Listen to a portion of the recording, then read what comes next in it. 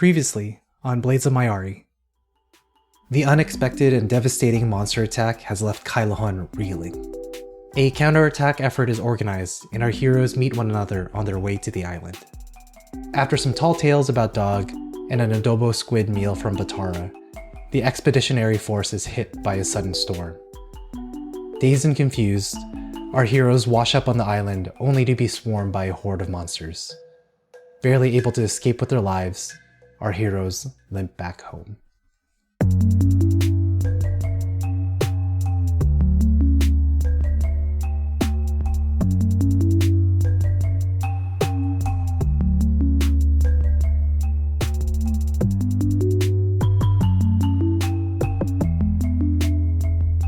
Hey everybody, welcome back to Blades of Mayari.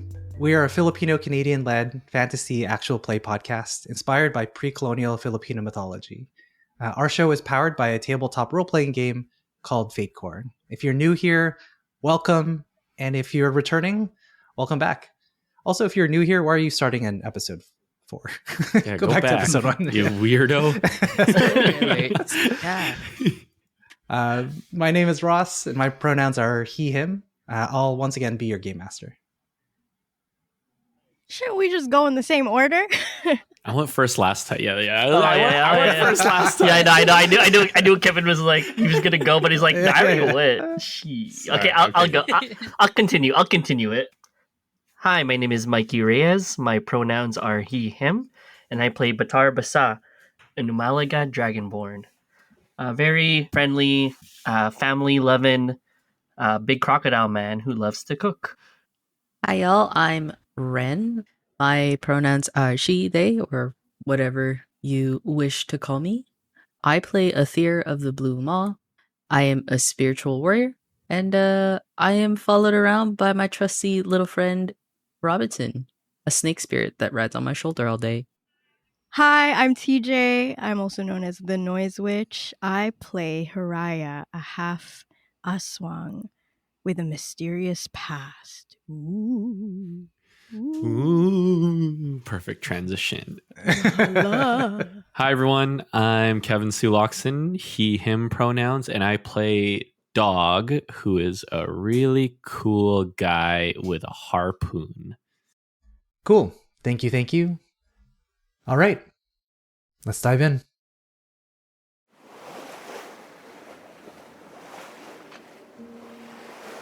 When the four of you return to Kailohon, you are met with disbelief, panic, and sorrow.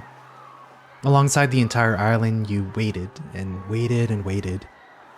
but it became clear that the four of you were the only ones to return back from the island. The vibrant colors of the festival seemed to be a long-lost memory now. They were replaced with mist and blood, and now with sullen colors of mourning. The healers of Paro, under the guidance of Baybaylan Sahisa, had tended to your wounds. You four also gave a testimony of your experiences to Rajah Humabon, the elected leader of Kailohon, along with the Council of Datu, which is comprised of district leaders, each a chief in their own rights. The leaders had lost family and friends in the expedition, and the city in general had lost a great defender in Kadar. So the testimony itself was a pretty pensive affair. It's been about 2 weeks since all of that went down, and you have once again been called to the home of Rajah Humabon to give additional details to the council. The four of you are just outside of the Rajah's palace waiting to be called in, and are sitting in a nipa hut, which in this case is a elevated gazebo made up of bamboo and thatched palm leaves. A small feast is laid before you. You see roasted bungus milkfish with rice and millets. You also see mangosteen, jackfruit, and lambanog, which is a distilled palm fruit liquor. Batara, you notice that there's a lot of food being brought out of the Rajah's palace. This food looks like it would be served at a banquet or a big festival, but this food is being brought onto, put onto some carts that are being pulled by carabao, which are water buffalo, and yeah, it looks like it's being carted out and brought into the city. So the four of you are sitting here waiting to be called in with a bit of food in front of you. What are you all doing? Batara, noticing the food, not all the food's going the same place. He's like, hey guys, is that the good stuff they're taking away? And Batara is just kind of walking forward, like towards where they're bringing off the food, and doesn't really care if they're gonna follow or not, but just following the food being taken away. It's like, I'm gonna go check it out.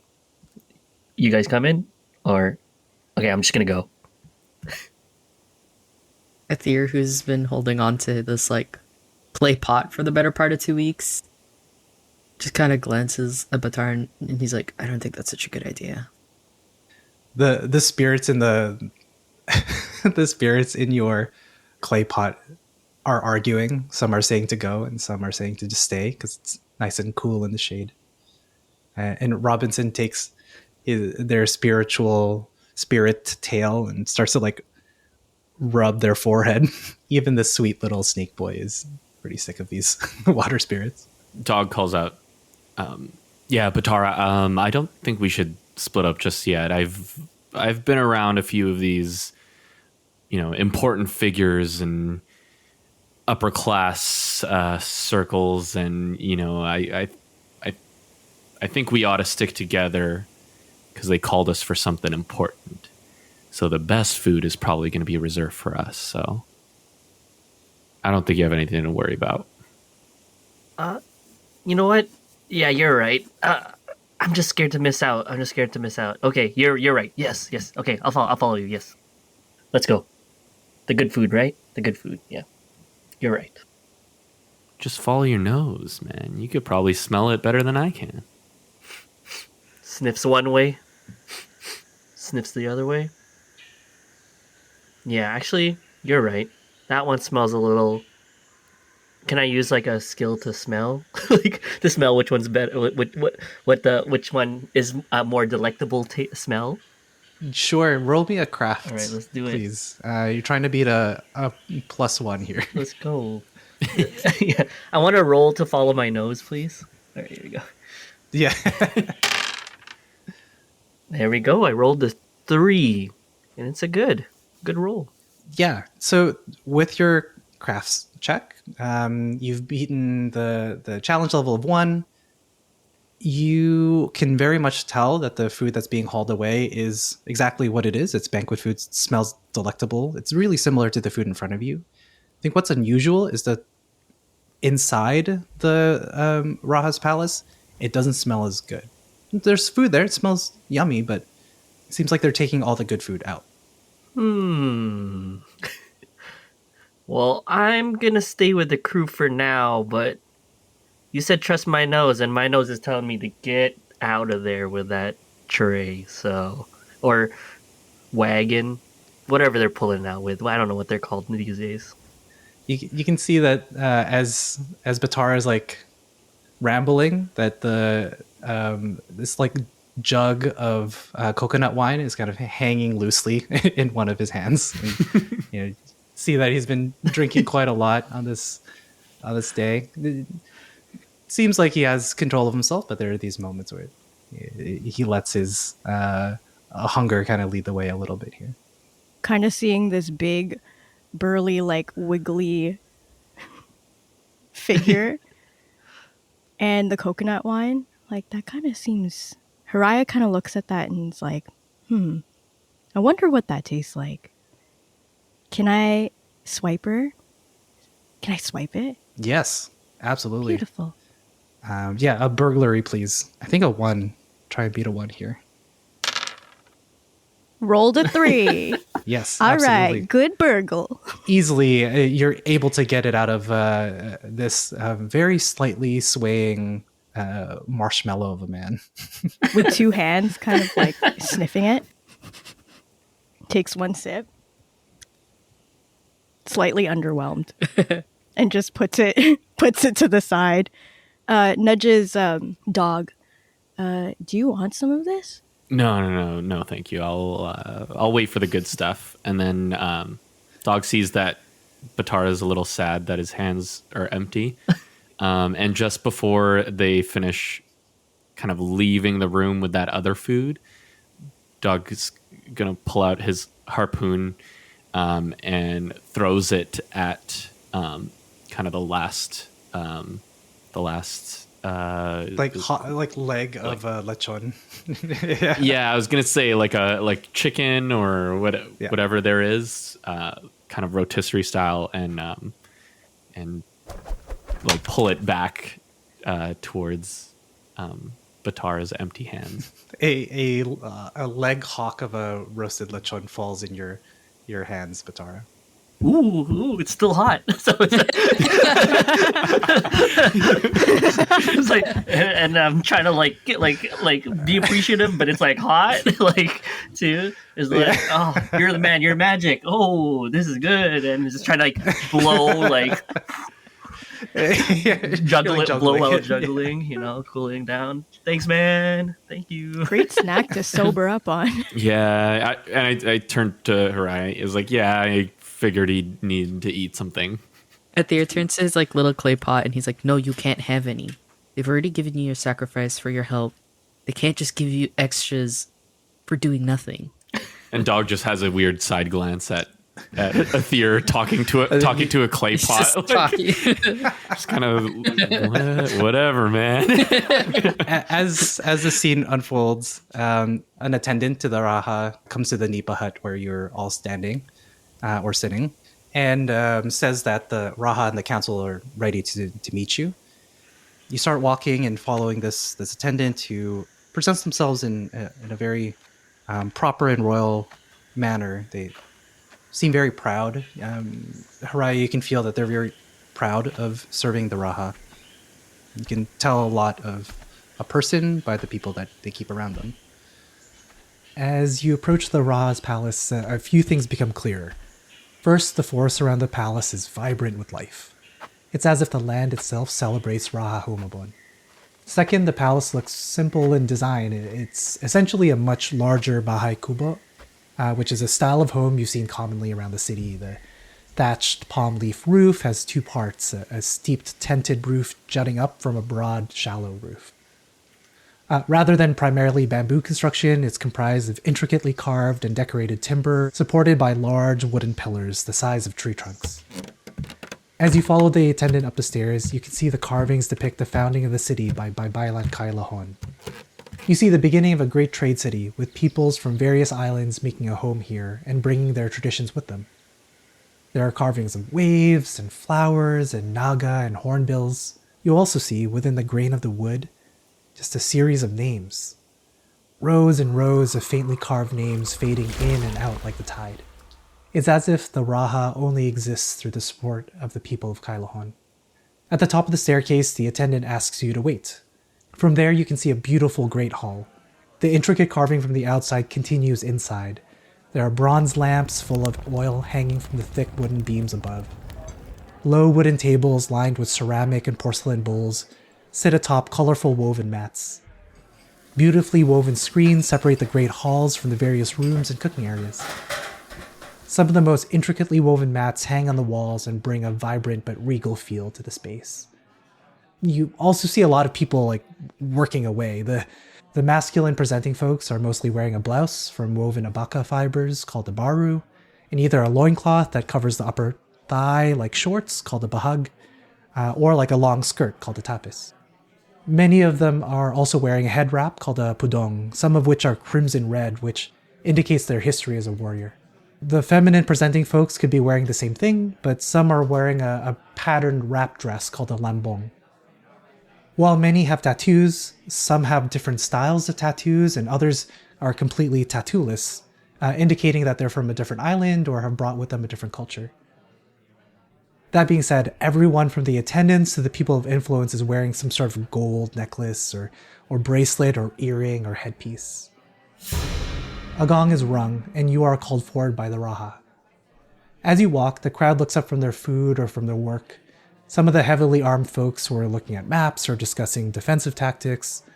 Some by Bailan were conversing with ancestors or spirits via a wall of Ta'o statues situated on the east wall.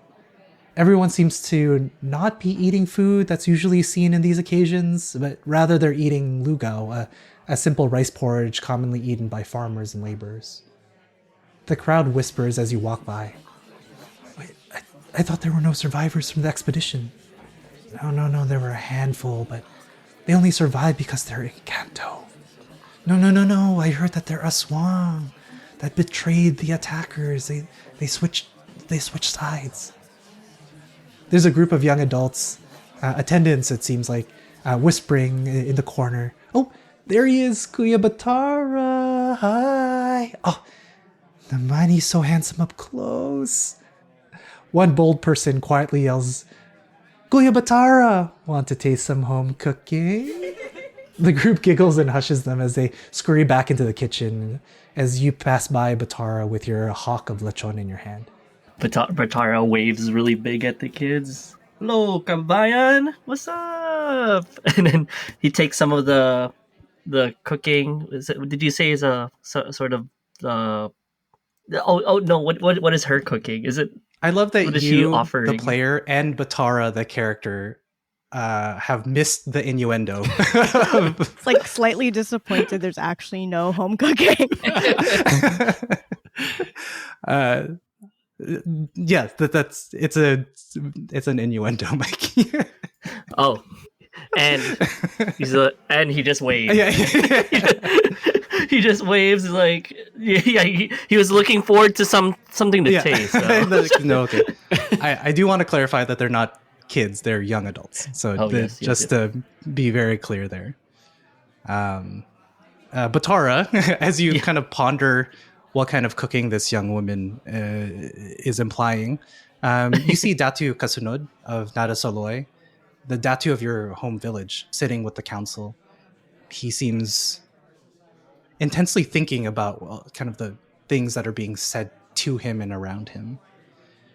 Datu Malagar of Mahalaga, the economic center of Kailohon. It's where the largest palenque is, the main docks are, the pink sands is kind of what it's famous for.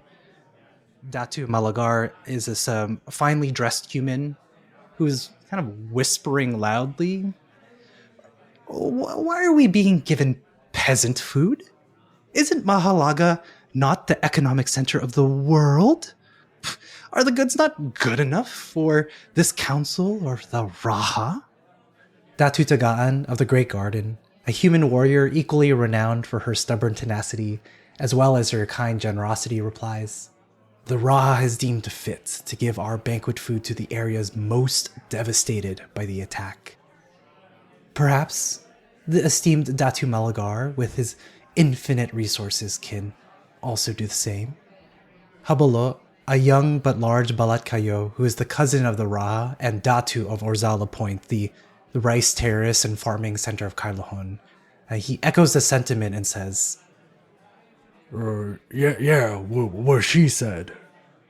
Malagar scoffs. The Rajah and Babaylan seem to be poring over bamboo scrolls and maps while facilitating conversation between the Council of Datus. Rajah Humabon is an intimidatingly large Balat Kayo.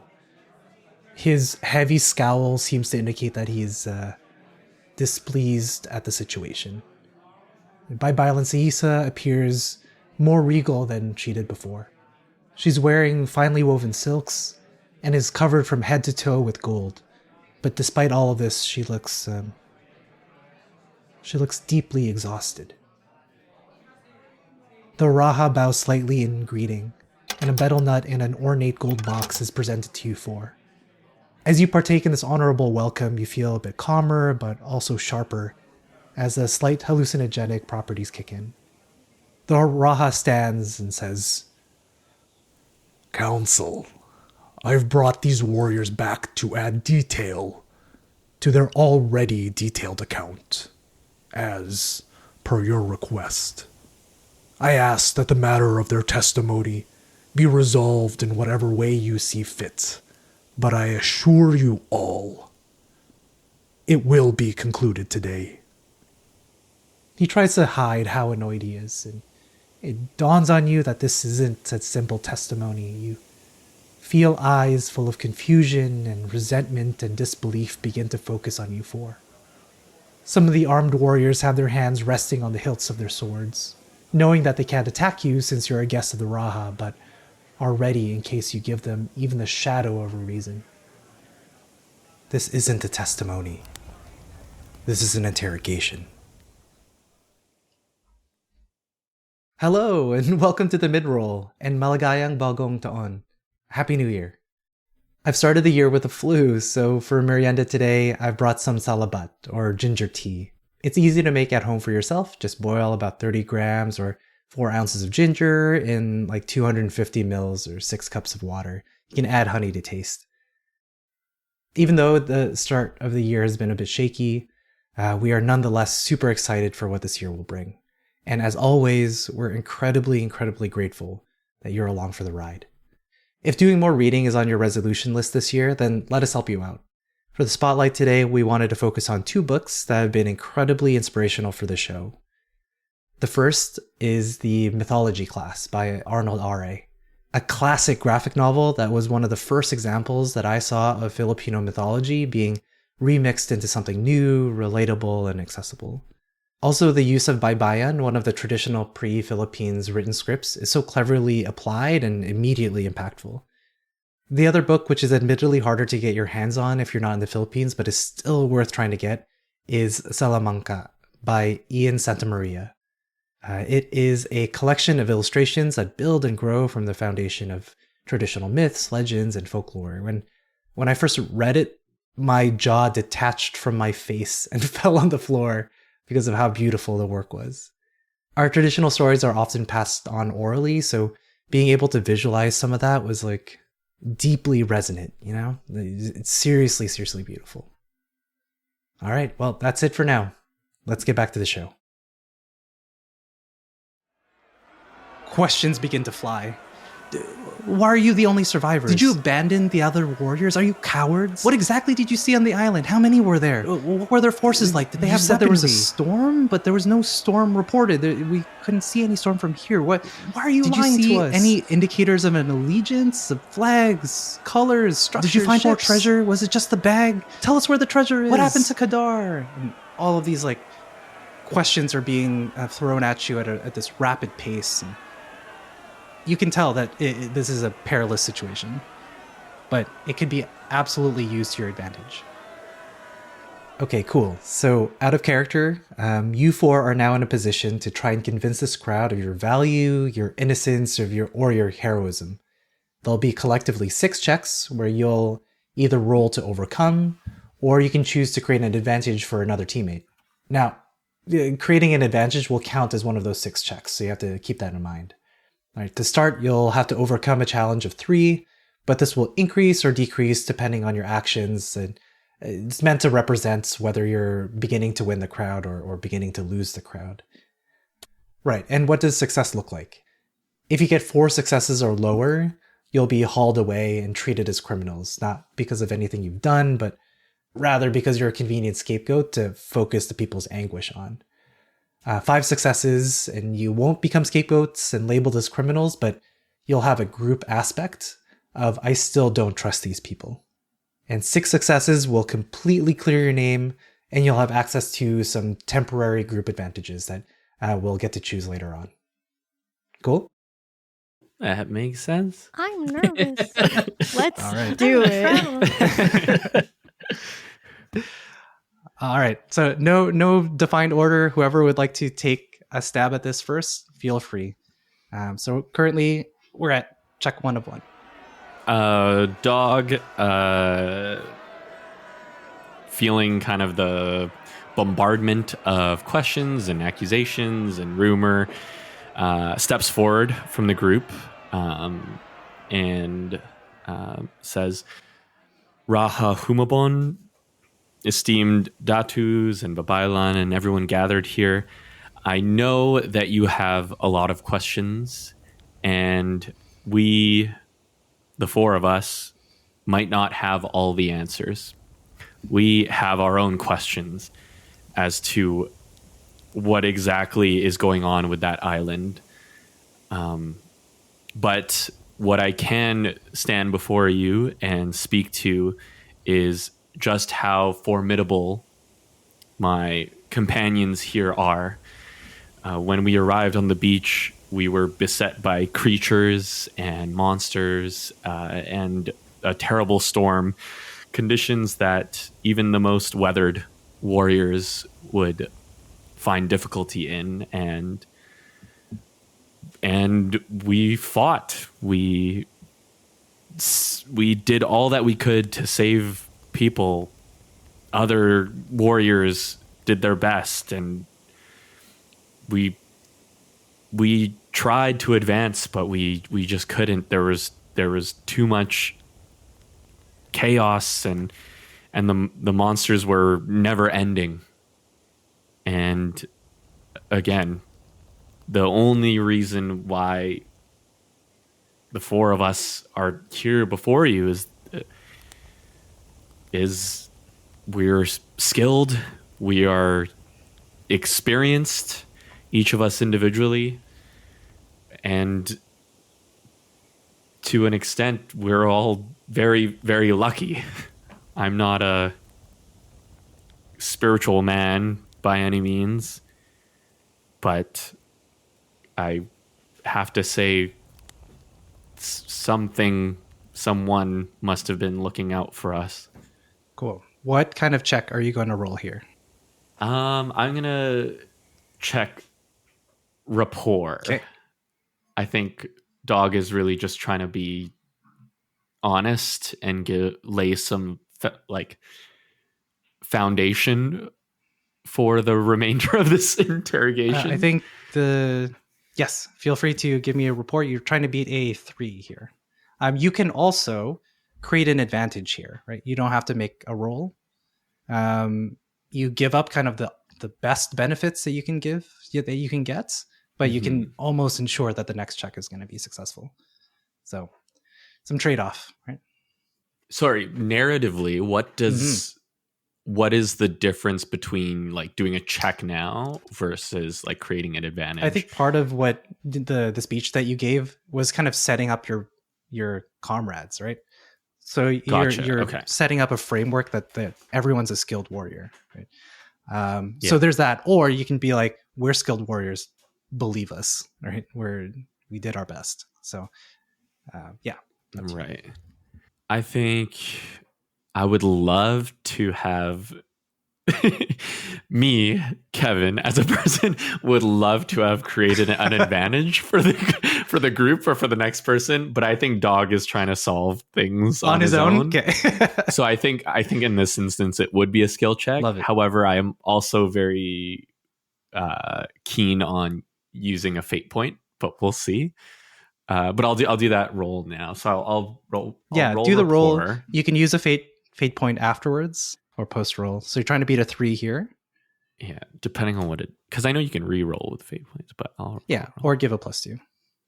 Also, what am I trying to beat? You're trying to beat a 3. Okay. I'm gonna spend a fate point because I rolled a 1. So if I spend a fate point, I'm gonna invoke my aspect.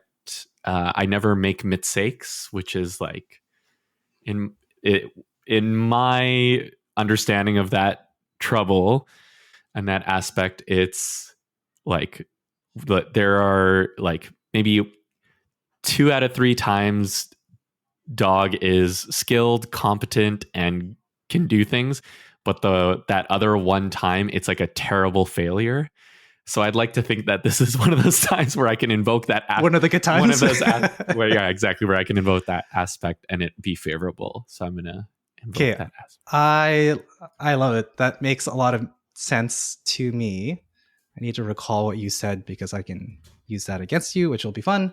But yes, I think that aspect makes a lot of sense here. So with the 2 from your aspect or invoking that aspect brings you up to a 3. That's a success. So you have 1 success out of 6. The crowd is still kind of tense. They're still kind of anxious at the situation in general, and more of the crowd are considering what you're saying. Kind of the root of what you're saying was that because of the way you got out of it was your skill and your tenacity as warriors. So that's success. Not so much an action, though. I think with Athir being called a coward, after being like basically compelled by Babaylan Sahisa to do this favor for them, to check on this island, and to have seen the massacre himself and then be called a coward over it, he just has like this vein that pops up on his forehead, and his grip tightens on the pot a little bit. But knowing that Dog is talking, he tries to calm himself by focusing on the water that is in this pot in front of him. The spirits in the vessel that you're holding, they stop talking. They seem to have some empathy for your situation, and instead of talking, they make water sounds. They're like trying to help calm you down. Just like a calming noise machine. Yeah. ASMR. The water drip. Okay, so we got 5 more checks here to see what's going on. Oh, what is the reaction from everybody right now? They're just the tide is turning towards your okay, towards empathizing with your situation, but there's still a majority of the crowd is angry. There are specific Datus that are on your side. You know, Datu Kasunod, of course, believes you, Batara. Datu Tagaan is an experienced warrior, so she knows the truth to your stories and has been advocating for you, but the others are on the fence still. And Malagar in particular. Yeah. Is it still true that my balance he's buys fish from my father? From my father still? That was one. Yes. That connection is definitely there. Yeah, that familial connection. Yeah, absolutely. Okay. Yeah, so Batara's still kind of focused on food. He's eating his lechon leg, and he's like maybe it's the food. He sees the lugao being served and tries it out. He's like, must be the food. This is why everyone's tense, right? So so it's like, I think we need better food here. So he's like, everybody, how's the food? He just like waves his hand. He's like, everybody, how's the food today? Are you an MC at a wedding? Did everyone get their plate? Table six. Do you hear? It's like, did everyone get their food? It's like it's a great speech by a dog over here. Like, is everybody ready for ready for some? Or how's the food? How's the food in general? I just want to see how they react. Everyone's like kind of shocked at like your statement. They're like, somebody in the back goes, "It's okay."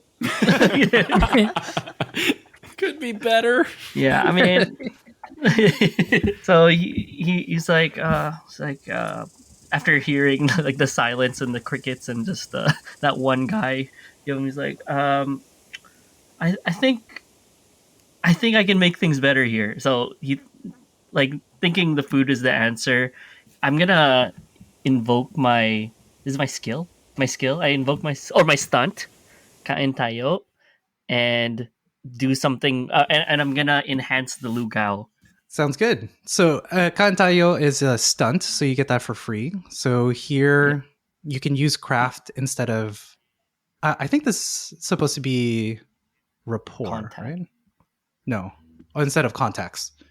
Sure. So you, feel free to roll me a craft roll, please. So you Batara gets off of this platform, the stage, and walks over to the cooking area and starts to fiddle with the recipe of the lugao. Give me a craft roll, please. I think this is going to be a little bit harder because this is unusual. So despite the success of Dog, I'll need a 4. You need to beat a 4 here. Okay, I rolled a 3, which is good. Okay, not enough. Are you going to spend a fate point to invoke an aspect? Can I invoke my high concept? Or no, it doesn't work like that. Which is what? My high concept is Umalagad Iron Chef, so I've been skilled in cooking or have a lot of experience cooking, so I will use my fate point towards that. Absolutely. Yeah. So you, with the invoking a aspect, your result goes up to a 5. So you beat the challenge of 4 here. the conversation continues, right? The result of what Batara is doing kind of happens a little bit later, but as people's bowls start to be refilled, as the drinks start to be poured back out, everything just tastes better. You see a little bit of like saffron on there. You see some of like a shredded lechon suddenly on there. And you see that the lechon hawk is no longer with Batara, but in the kitchen. And everybody's mood starts to liven up, and they see that you're not that the food is better, that you're what resonates is that you're working really hard for them. Not out of like this worry or this like self protection or survival mode, but because you genuinely care about people, and that's what resonates with the crowd. So I'm happy to say that that's a Let's success. eat, everybody. 2 out of 6 here. Lugal. Yeah. It's like a hug in a bowl. Lugal. Four more Ow, checks ow, here. ow. Honestly, y'all are making me so hungry. All this food talk. We need bonus cutscenes just talking about food. Hiraya hearing how dogs telling of their time on the island was being received well, realized that there were still some sentiments in the crowd amongst the Datus about how much of a loss that day on the island was, and how frustrating, how painful it is to see these three warriors, these three figures, some familiar like Dog, who is a legendary blood coyote, and others more unfamiliar like Hiraya. So she decides to speak up, first a little softly. But if I might add, that day was so devastating, and my colleagues here are amazing, legendary warriors of various backgrounds and skills. And myself, thinking on the side of how Hiraya didn't actually kill anyone or any creatures on that day, but merely deflected everything. One thing that they always hold true is that the best lies come from truth. So I was so stunned by everything happening that day. And even myself, I could not defend against these creatures. And seeing my colleagues fighting so fearlessly with their weapons and their athletics and their superior physique, I would not have made it off of that island without them. And I would like to run a deceit check. Yeah, absolutely. There's a big hole in the story that the 4 of you have actively tried to mitigate, which was Hiraya's role in all of that. So yes, give me that deceit check, please, or deceive check. Excuse me. You'll be at a 3 again. I rolled a 2. Okay. Okay. A 2. So you can either succeed with a cost, which will increase the challenge for the next person, or you can use invoke an aspect of yours. I'm like staring at my aspect. So heavy. Part of me wonders if we can play around with this one. I have an aspect called When Batara Cooks, I Eat. And because the food is so good, instead of actually trying to convince them, we're like focusing more energy towards the food. Gosh darn. And the camaraderie. Yeah, you're just kind of like hyping up your comrades and being like, I couldn't have done it without them. Look at Batara, this guy. He fed me. He held me. Look at me, I'm so small. I am small. He literally is big. carried me off the island. You're really like emphasizing it. Yeah, that sounds great to me. Amazing.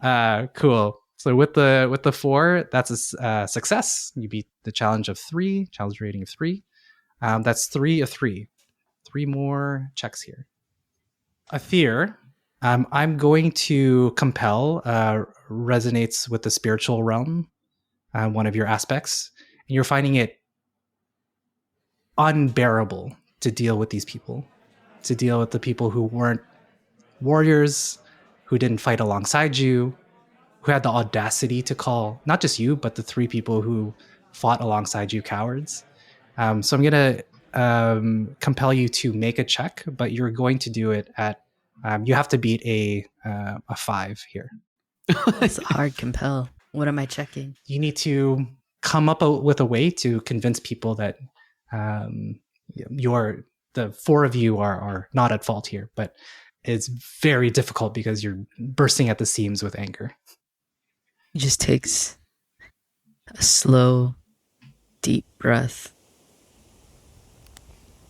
All of you are standing there, pretending to be above all of us, talking about things you don't understand, talking about things that you haven't even seen for yourself. Weren't you the ones who sent us there?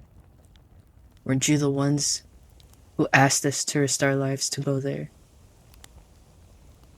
We did what we were told. We followed orders. That's what we were supposed to do. And you come to us and blame us for things you don't even understand? What do you want us to say? What is it that you want us to actually say? Because if you ask me for the truth, I'm sticking with what I said. And if you have a problem with that, then blame Babaylan Hisa for sending me there. I didn't ask to come back, but we did. And I'm gonna invoke my fate point for warrior raised by spirits. Okay. And what kind of check are you making here? It seems like a provoke check. You're doing this in like a provoking intimidation-y manner. Does that feel reasonable, or is there another check that you'd like to make here? I think more of rapport. Because he's trying, like, he knows there are warriors on that panel. Sure. He can see from their tattoos, and like they can see that he too is covered in his tattoos, in his story. Or remember, with a compel, you get an additional fate point. So you have 4 to play with here.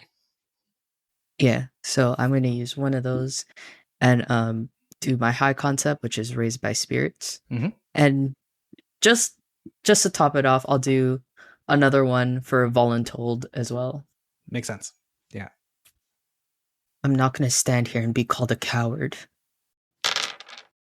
It's a 0, but you can add 4, right? Because you've invoked 2 aspects. Yeah. So you rolled a 4. You need a 5 to beat it. So you can either try and beat it or to take a success with a cost. I'll take the success with a cost. Oh. Great. That makes sense. Your pride as a warrior resonates with those who are out in the crowd, the guards, the datus who have fought on battlefields, even the people who see themselves as a warrior, those that fight to provide for their people and their families. But the way that it's being presented rubs people the wrong way. So the next check will also be at a 5. Right? So 4 out of 6 successes. The next check, whoever takes it, needs to beat a 5. Sorry, guys. That's okay. Dog steps forward and kind of doesn't cut off Aether, but notices that Aether is getting a little heated and it's not necessarily helping their cause. And just kind of, okay, what I think Aether is trying to say is that we 4 were the ones on the island.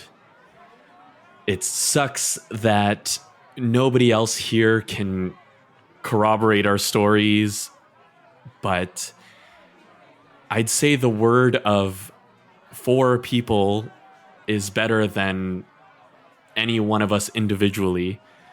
And Batara, do you have any more recipes there, buddy? Anything in your pingosphere? I guess what I'm doing. Oh yeah. Oh no. Okay. Oh, hold on. Wait. Dog, let's make a check here. What? Distract. What are you trying to do here? It sounds like you're trying to like misdirect. You're trying to distract. You're trying to like bring attention there, but also Yeah, you're being just very honest another with everything. rapport. So, I know think that it's rapport a 5. makes sense here.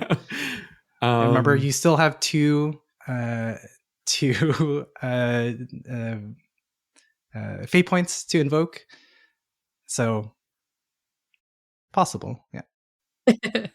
I'll do a rapport check.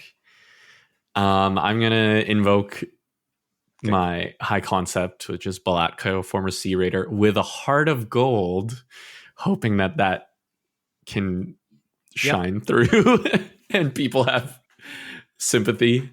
Mm-hmm. But yeah, I'll do that. So I'll roll the rapport with the 2. And I got a 1 even after the +2. Okay. Oh, even after the +2. Even after the +2. Whoa. Yeah, Okay. I added it there. Yeesh. Okay, so you can either Jesus. take. It's gonna either take the failure or success with a cost. There are 4 successes. Yeah. I'm gonna take a success with a cost. I think the last one, if we're at 5 successes, but the last one's at a cost, Great. how epic would that be?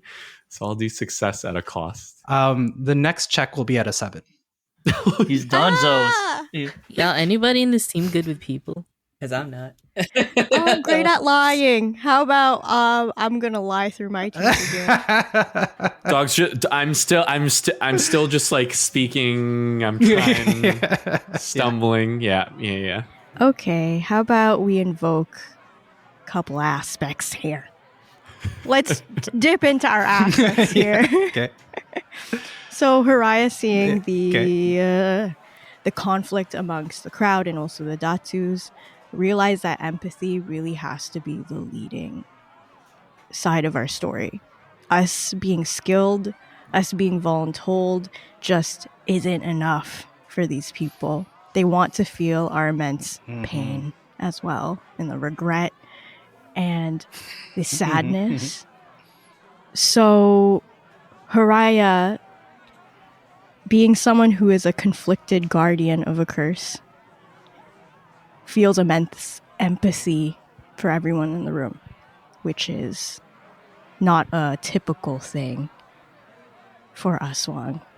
One of their core values is how important and precious all life is. All life is valuable. So someone who is typically stone-faced and not as expressive kind of sighs, says, well, here we go. Gotta turn on the waterworks. And almost with a scrunch and a scratch on their face, slowly looks up to the Datus. Little pop culture reference. Think of like Puss in Boots from Shrek. With the little baby eyes and the big marble eyes. Please, Po, you have to believe us. It was such a terrible, terrible night. All of the lives that were lost. It was devastating. People of all different ages, and they start to weave this story of really emphasizing on all the people that they had met on the boat and how devastating it was that they all passed and how we tried everything to try and save them. Like, we just have to. It is my highest moral. It is my highest purpose. And even look at me gesturing to their skin. Again, Po, I would not have made it if it was not for these fearless warriors. I'm not a tattooed warrior like any of my fellow colleagues. I'm just a mere map maker sent on the island to investigate for academic purposes. Jeez, Lord. Okay. lying out their butt, Yeah, yeah. just saying the wildest things Sure. that Yeah. are just deflecting from the truth. But I'm gonna roll a deceive, and also we can stack some Yes. assets. Yeah, Yeah. some aspects. We will stack exiled illegitimate child of the Datu Baka Okay, hold on. So you used just one, right? One fate point earlier. from the previous. Yeah. Yes, because the previous one, because you use but when Batara cooks, I eat. So you only have 2 fate points left. Use them. Okay. Oh shit. Okay. So we're gonna invoke 2 though. Whatever. We're gonna use them. Okay. Protect the babies. All life is valuable. They Okay. genuinely feel that. And yeah, we're gonna do conflicted. No, we're gonna say exiled illegitimate child because I have no tattoos. For someone who is familiar with Datu culture and how these people like to be spoken to and groveled at, I have no tattoos and I don't have the appearance of a warrior. So we're gonna add those 2. Cool. Give me those rolls. All right. Just to add something, just something to add to the scene. Batara, as she's speaking, he just puts his arm like around her, like trying to look like, Yeah. this is my like this is my friend. You gotta listen to her. Like she has the right words. Like just trying to be the support. They you are can. small.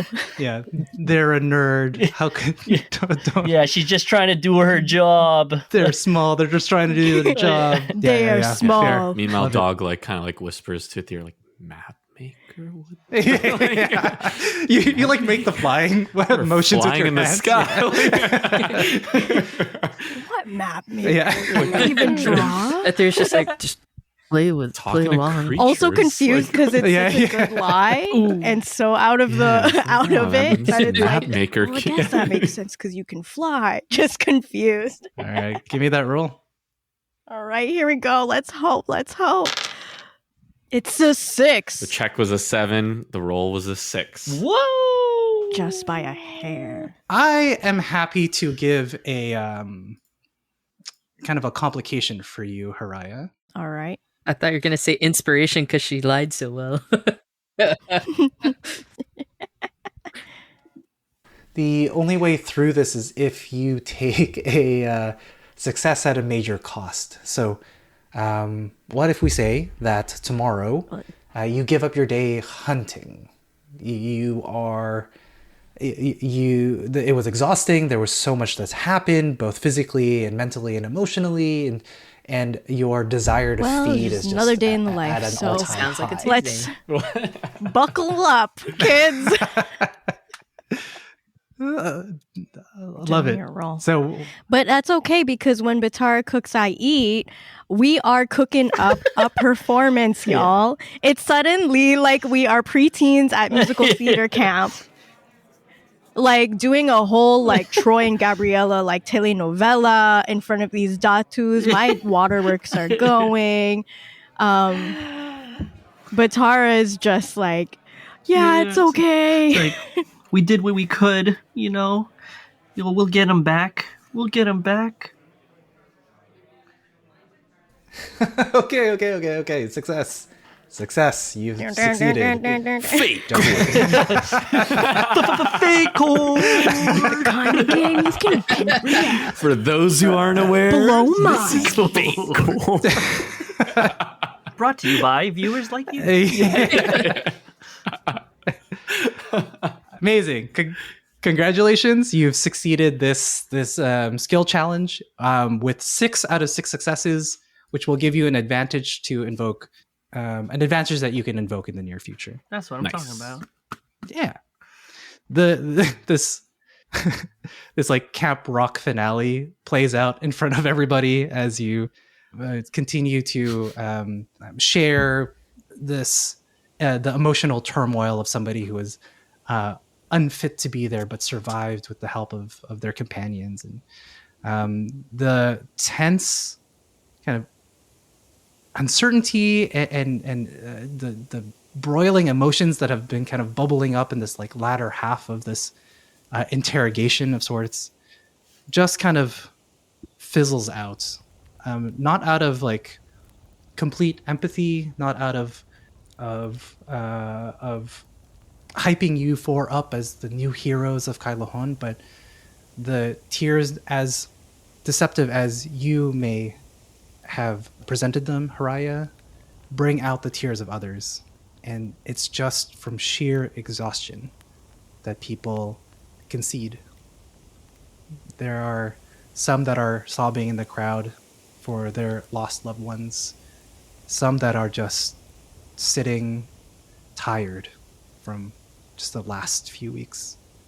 Raha Humabon slams his hand down, and it reverberates through the palace. The survivors are vindicated in the eyes of Kailohon. The Raha looks relieved and then stern. He looks over to Baibai Sihisa, who steps down from the platform as her assistants begin to surround her with clay pots full of incense. The Raha speaks up again and says, "The Baibailan have passed on to me grave news, but due to the inability for this council to trust, I believe you will need to see it for yourselves. Please, go ahead, Sahisa." The pots of incense are lit as billows of smoke begin to rise and swirl around Baibai Sahisa. She begins to chant out prayers of supplication, asking the spirits to speak through her. Sahisa begins to rise off of the ground as the gold on her body begins to melt and swirl and glow in the smoke. Sahisa's eyes glow gold, and a symphony of voices begin to speak for her. When Mayari's siblings hide her from the great eagle, the fog will roll over the land once again, seeking the company of souls. Great wails of pain will ring out until there are no voices left to sing. Run, hide, survive. Panic races through the crowd, but before it explodes into discord, Humabon once again slams his hand down. Sahisa returns to the ground and weakly speaks. Another attack will occur during the next new moon, which is in less than 2 weeks. It is imperative that we build our defense. We cannot sit back and let our people just keep accepting this malice. Due to the losses of our expeditionary forces, we do not have enough people to defend and investigate. Humabon turns to the four of you, dismayed at this request before he utters it. The only ones that have come back are you four, which makes you uniquely qualified to investigate the island. Asking anyone else seems to be certain death. So Baibai Sahisa and I once again ask for your service. Return to the island and get as much information as possible to help us defend or even circumvent the next attack.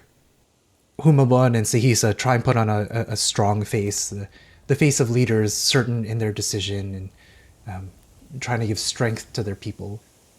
But the weight of everyone's sacrifice, the guilt of sending so many to their death, it weighs heavily on them, especially by Baibai Sahisa. I think at that point, she can't, Baibai Sahisa can see just the furrow in Athir's brow and how unimpressed he is about how they were all interrogated only to be asked to do the exact same thing. Batara, hearing this and the change of tone that's happened, responds, yeah, we would be honored to. We have the most experience there, and just like Dog said, we're very skilled, and we want you to be safe in your cities, and we want the people to be safe. It's better for us to handle it because we know what is there, and I'm sure I would like to think that between all of us, we're willing to sacrifice ourselves for all the good you've been doing for our people and the people in this island. Datu Kasuno, like it seems like you're talking to him, like he's the one that you're most familiar with. So he looks at you with like sadness and pride that you're there representing Natasaloy. The rest of the crowd quietly mulls over what's been said and what's been requested. The Rajah looks at the three of you as well. Batara is like, let's go. But he is asking quietly, silently for your answer. Dog, deep down, is thrilled to have another chance, another crack at that island that kind of bested him before, but has a lot of promise, remembering the treasure and kind of the mystery of it all. So he steps forward alongside Batara and says, I am happy to go as well. My crocodile friend right here is absolutely right. We have the most experience on that island. We are skilled and capable. That goes without saying. And we are the right people for this job. And underneath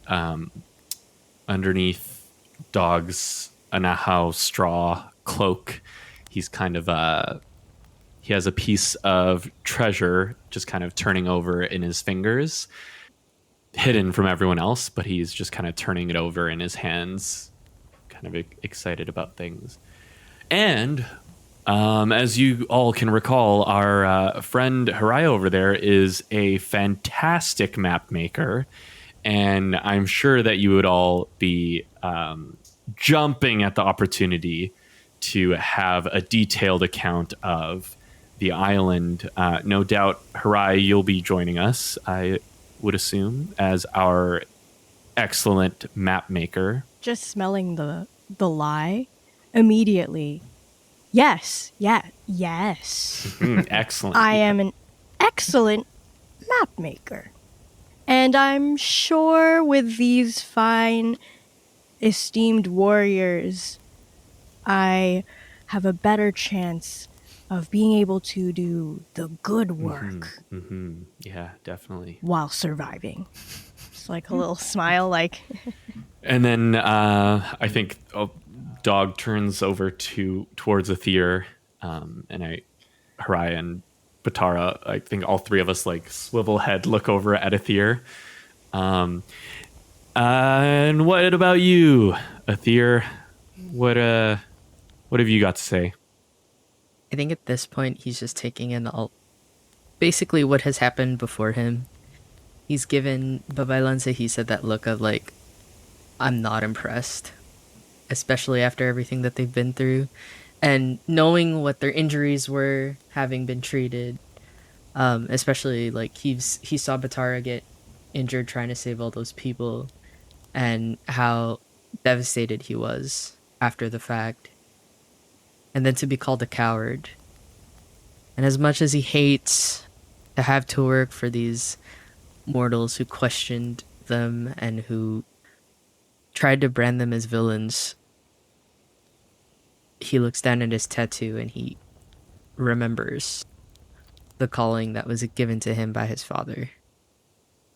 And he just grits his jaw and steps forward to stand beside them. Look at that. Even Aether is a resounding yes. See, I mean, I'm sure your container of water is thrilled that you'll be joining us. They're not. The crowd silent at first, and then one person starts clapping, and then another person, Awkward and clap. another person, and more people start cheering and clapping, and they're like, people are on board. They can see the reluctancy, they can see the sacrifice, they can see the worry, but that you have the courage to move forward.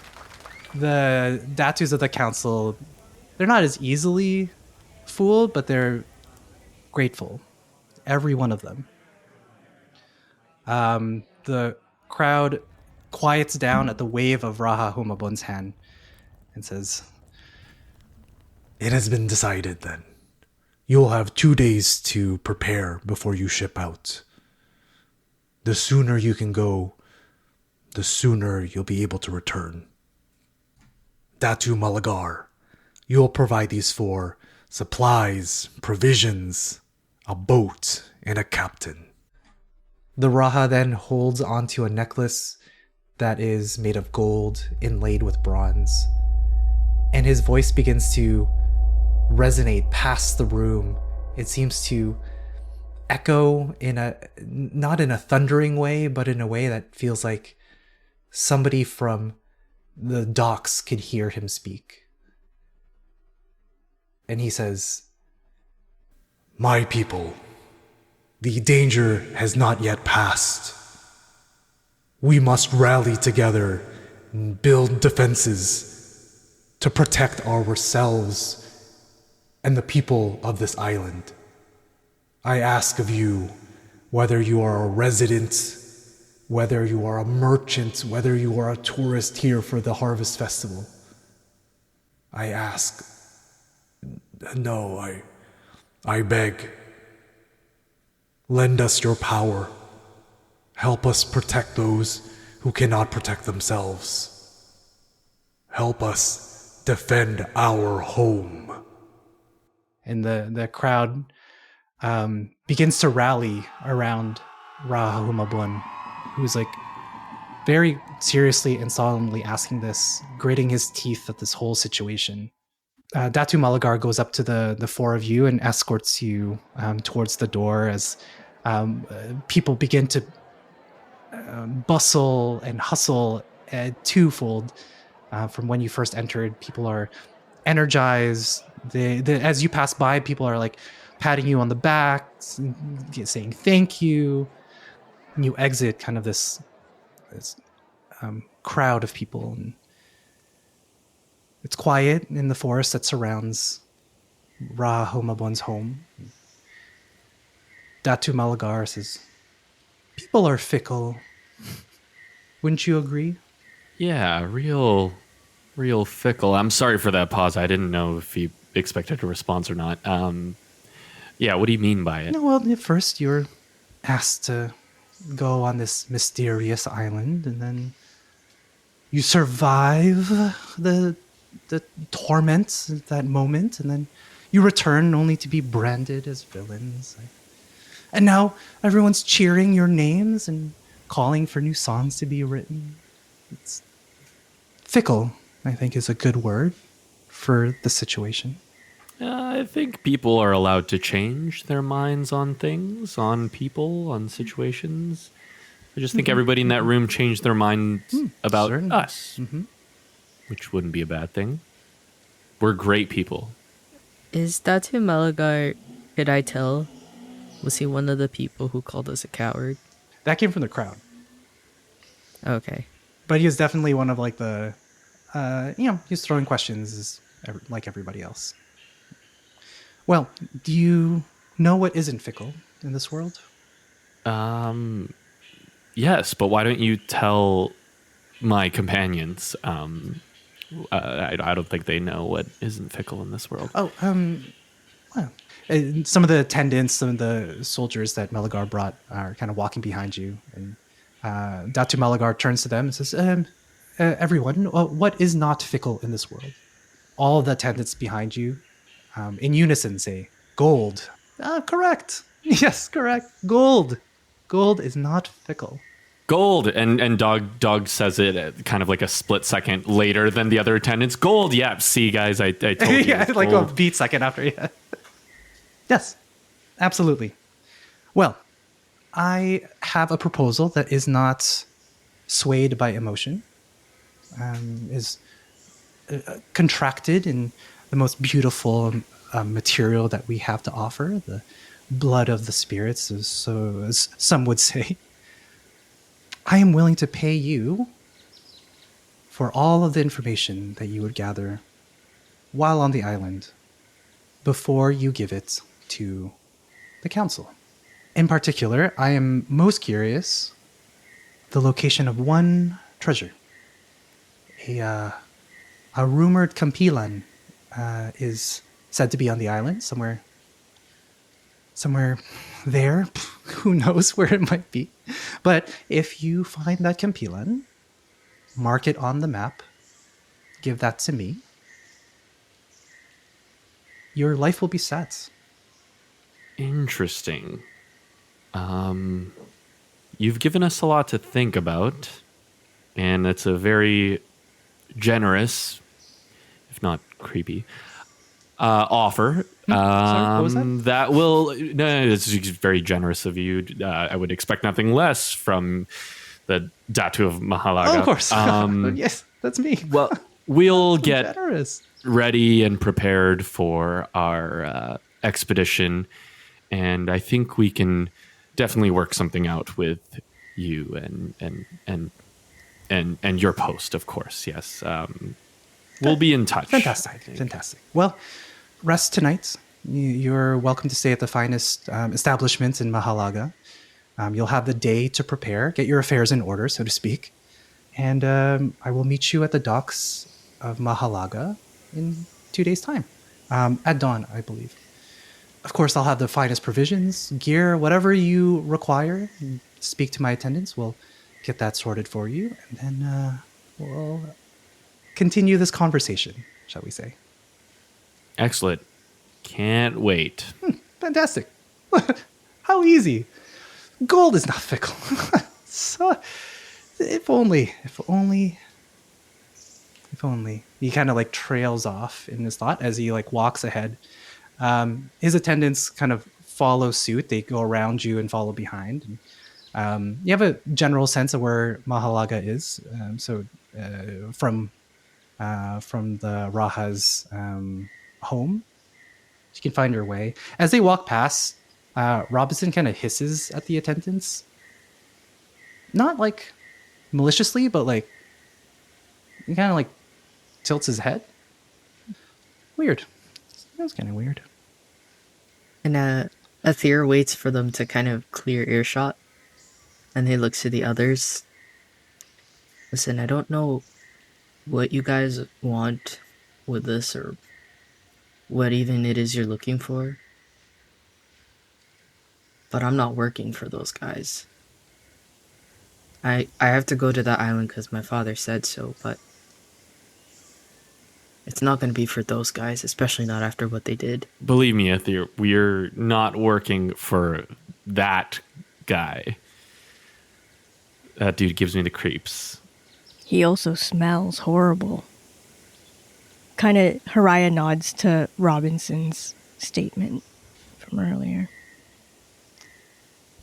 He likes the word fickle. The whole time I thought he was talking about pickles, but fickle. so thanks for clarifying that. Thanks for dealing with that dog. You got it under control. Yeah. Fickle. The whole likes time, that word. people are pickle. Fickle. Yeah. Yeah. Pickle. Why does he like pickles so much? All right. Sun begins to set in the far horizon, past beyond this island of nightmare that you have to return to. You continue walking out of this densely packed part of the Great Gardens, and you have a clear view of the bay, of Kailahon, of the numerous people that need your help, quite frankly. There are those that have questioned you, and there are those that are innocently trying to go about their day. The moon, Mayari, starts to peek out beyond the dark blue sky that turns black and rich, and the city is covered in a glow that feels worried, sad, and hopeful.